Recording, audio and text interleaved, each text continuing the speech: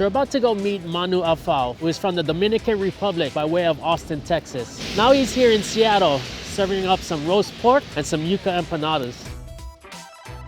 What up, bro? What's up? How you doing? Good, man. Thanks for coming out, man. We're a Latin American restaurant, Dominican base, yeah, which is where I'm from, but then we just started creeping out, you know, different countries. So I'm expecting pork then. A lot of pork here. So here we go, chef. This is our signature Puerco Asado, which is a Dominican roast pig. It always happens right on the 24th for Christmas Eve. We're gonna make the marinade for that. Cilantro, Anaheim peppers, some red onions, lime juice, some garlic, and salt. Our house spice mix has cumin, coriander, oregano in there. There's a little olive oil, just kind of bring it all together. Where'd your love for cooking come from, bro? My grandma, bro. Yeah? Yep. I tried going to school, computer science and whatever else, and it just wasn't for me. And one day I just looked down at my hands and I was like, I need to do something with my hands. Yeah. I grew up also watching a lot of cooking shows for some reason. What was your cooking show that you loved? Yan Can Cook. Yes. I got the opportunity of a lifetime to go to Bilbao.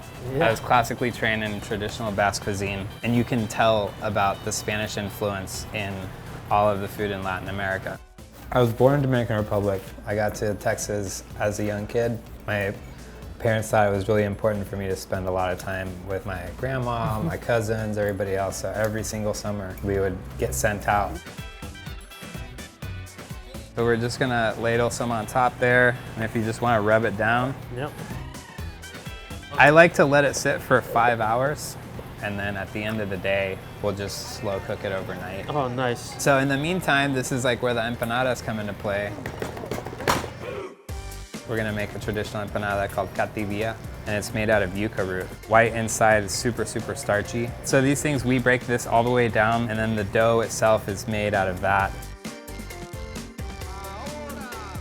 And feel the texture compared to that. You can tell that there's a lot of liquid. So you know what we do next? Squeeze the water out of it. Can you eat this raw? No. No. It's supposed to be poisonous is what they say. It has to be cooked through. This is something that I ate for the first time in this tiny, tiny little town. The filling didn't really even matter because it was all about the dough itself. Okay. This guy who I met in the Dominican Republic that owns a restaurant that serves these, he used to be the guy that made them a long time ago, but he's an old man now. Dude, he told me about this process and it sounded way easier when he was telling me, but he told me this is the crazy story. He's like, so you take the yuca and once it's all ground up, you put it in a pillowcase and then you put it in your washing machine. You know, all the water comes out the back. And I was just like, yeah, bro, I'm gonna try that. All right, this is the part that I think is what you can't really rush. And this is what's gonna actually make the yuca come together, because it's gonna be a gluten-free dough. You wanna break them down just with your hands here. A little garlic and ginger, some salt, just a touch of cayenne pepper there. Annatto oil, the classic yellow color that it has. And then just start kind of like squeezing it through your fingers. And right away, you're gonna feel that it wants to come together as a dough naturally. Yeah. Keeping it warm is gonna be key here to be able to work it and roll it out. Perfect technique, chef, perfect.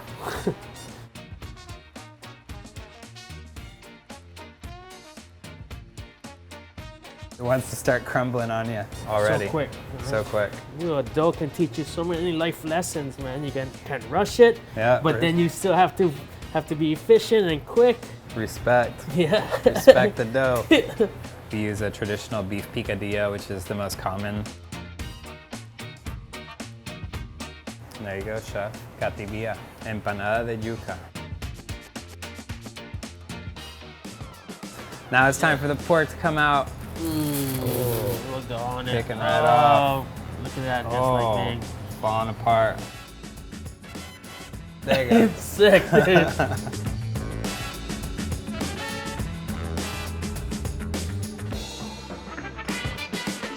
Food really made a big impact in cities like this, you know, that helped it grow and develop to what we see today. The reason I came out to Seattle was to visit a neighbor of mine who ended up getting a job out here. When I came to Seattle and I noticed there was some really, really awesome stuff going on. So I fell in love. How many years ago was that? 11. 11 years ago. Yep, the city was just all about the grind for years and years. And I was grinding along with that, you know, boom. For a long time, I was really, really excited about it. But now I'm seeing the effects. All these high rises are being built for the people that can afford it, and everyone else who can't, you know, is slowly starting to get driven outside of the city. Dominican community out here, it's sparse. There's not really any Latin American representation. I was just like, man, where are the brown people at? You know? I was doing a pop-up outside of a friend's bar. I'd go up there and I'd just like sling sandwiches, and ended up just kind of finding a little niche. And that kind of got a little bit of a following. We didn't have a ton of funds, and some family came together and like decided to open up shop, man. Were you in here slinging hammers too? Oh yeah, man. It's like a lot of demolition just with a couple of friends, and yeah. And then 4 years now. 4 years later.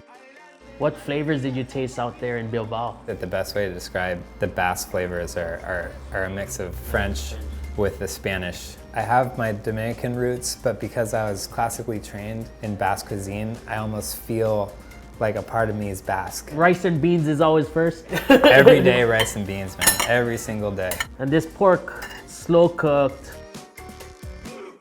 That's what's up. This is what I've been waiting for right here.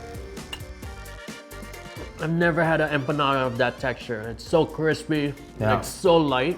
That's world class, bro. I was just searching for this recipe high and low. When I met this guy, he couldn't show me because he was really old, but he just told me word by word, step by step. It took a while, but we got a really nice product here. When people come in here during the day and they hear the salsa music, like they're literally like dancing in line. It makes me feel good, you know? It's this little tiny spot, and then when they walk out, it's just like blown away. It's peasant flavors, you know? It's like done my way. It's all in the hips. There you go. You get the glutes working, and you get mustard seeds.